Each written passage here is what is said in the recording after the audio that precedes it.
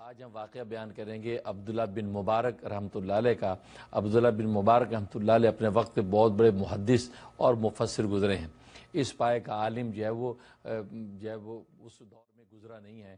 یہ امام اعظم ابو حنیفہ رحمۃ اللہ علیہ کے شاگردوں میں سے ہیں اور بہت علوم اللہ تبارک و تعالیٰ ان کو عطا کیے تھے، اور اپنے وقت کے بڑے ایک مالدار صاحبزادے تھے، بہت بڑے نواب کے بیٹے تھے۔ ان کی جوانی کا دور کا واقعہ ہے کہ جوانی میں کسی عورت کے ساتھ ان کے رہ و رسم ہو گئے، اور ان کے ساتھ جو ہے ایک تعلق ان کا جو ہے ایک عورت کے ساتھ قائم ہو گیا۔ اس کو انہوں نے کہا کہ اب میں تم سے ملنا چاہتا ہوں، ہم میل ملاقات کا کوئی ٹائم رکھ لیں۔ تو اس نے کہا ٹھیک ہے، فلاں وقت پہ فلاں رات فلاں جگہ آ جائے۔ تو یہ عبداللہ بن مبارک جو ہے یہ صاحبزادے تھے، نواب زادے تھے، اور یہ پوری جاہ و جلال کے ساتھ تیار ہو کے وہاں پہنچ گئے۔ اب وہاں بیٹھے ہیں، انتظار کر رہے ہیں، اتفاق سے وہ خاتون آئی نہیں، یہاں تک کہ صبح تک وہ انتظار وہاں بیٹھے کرتے رہے، یہاں تک کہ فجر کی اذان ہو گئی۔ جیسے فجر کی اذان ہوئی تو دل پہ چوٹ لگی کہ میں ایک عورت کے انتظار میں ساری رات جاگتا رہا ہوں، اور وہ عورت بھی نہیں آئی، مجھے ملی نہیں۔ اور اگر میں ساری رات اللہ کے لیے جاگتا رہتا تو اللہ تبارک و تعالیٰ اپنی ولایت و معرفت مجھے عطا کر دیتے۔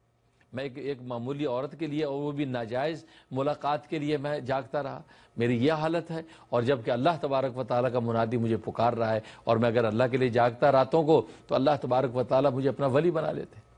یہ سوچا تو دل پہ چوٹ لگی۔ ظاہر ہے کہ یہ ایک ٹرننگ پوائنٹ تھا، اللہ تبارک و تعالیٰ نے اس دل میں صلاحیت دیکھ لی ہوگی تو ان کو لوٹانا تھا۔ اب انہوں نے سوچ لیا کہ بس میں علم حاصل کروں گا، اور وہ گھر سے نکلے، سچی توبہ کر لی اور نکلے وہ علماء کی بستی کی طرف۔ ایک علماء کی بستی تھی کہ ہاں اس علماء کی بستی میں جا کے میں علماء سے علم حاصل کروں گا اور یہ اپنے منازل روحانیت کے طے کروں گا۔ جیسے گھر سے نکلے ہیں تو اسی شہر میں سے ایک وقت کے ولی اور بزرگ وہ بھی نکلے۔ اب سخت دھوپ تھی اور دونوں کے اوپر جو ہے وہ بادل کا سایہ آ گیا۔ اب یہ دونوں چلے جا رہے ہیں سفر میں، تو عبداللہ بن مبارک یہ سمجھ رہے ہیں کہ یہ جو ولی اور بزرگ میرے ساتھ ہیں، ان کی برکت سے یہ بادل کا سایہ ہمارے اوپر ہے۔ وہ بزرگ اور ولی بھی یہ سمجھ رہے ہیں کہ میری وجہ سے ہی میرے اوپر یہ اللہ کی رحمت کا سایہ آیا ہوا ہے، لہٰذا یہ نوجوان بھی ساتھ چل رہا ہے۔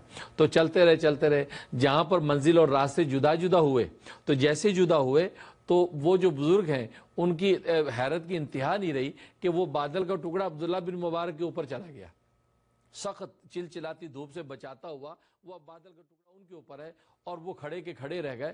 تو وہ فوراً دوڑے عبداللہ بن مبارک کی طرف اور ان کو روکا اور کہا کہ بھئی یہ کیا ماجرا ہے؟ ہم تو یہ سمجھ رہے تھے کہ ہم پر اللہ کی رحمت کا سایہ ہے، لیکن یہ رحمت کا سایہ تو تم پر ہے۔ کون سا تو نے ایسا عمل کیا ہے کہ جس کی وجہ سے اللہ تبارک و تعالیٰ نے اپنی بادل کا سایہ تجھ پہ کیا ہے، اور یہ دھوپ کی گرمی اور تپش سے تجھے بچا رہا ہے؟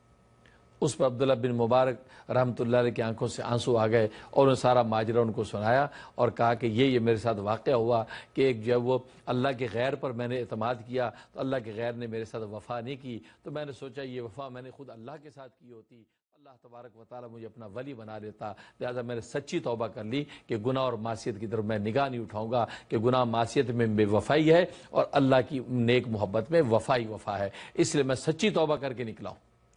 تو ان بزرگوں نے کہا کہ اس سچی توبہ کی برکت ہے کہ اللہ نے تیری سچی توبہ قبول کر لی ہے، تبھی اللہ تبارک و تعالیٰ نے کہ بادل کا سایہ تجھے عطا فرمایا۔